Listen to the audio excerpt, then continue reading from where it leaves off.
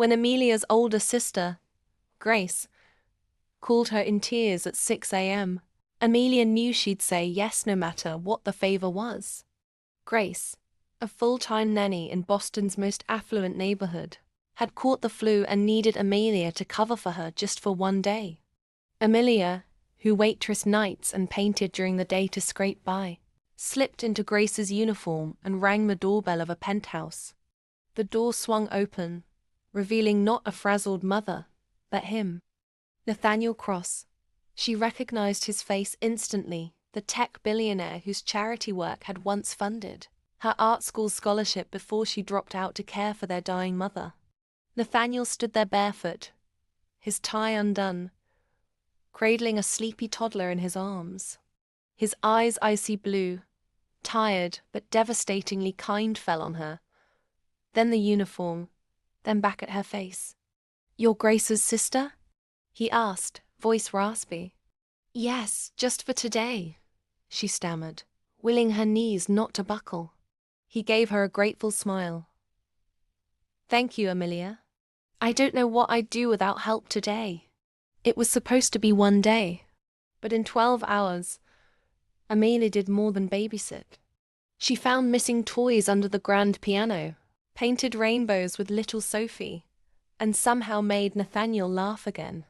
It turned out he hadn't laughed in 2 years.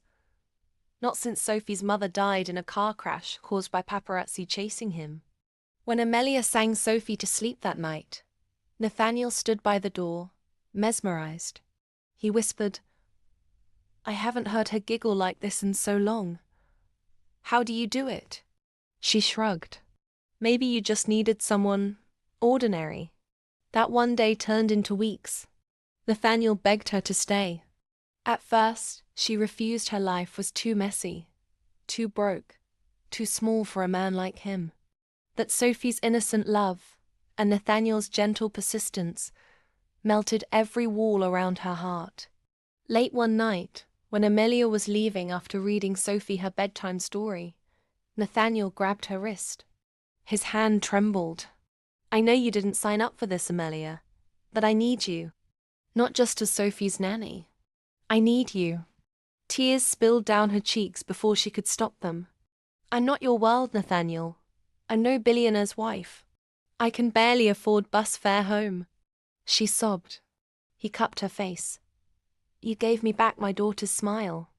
You gave me hope. Please, don't make me imagine a world where you're not mine."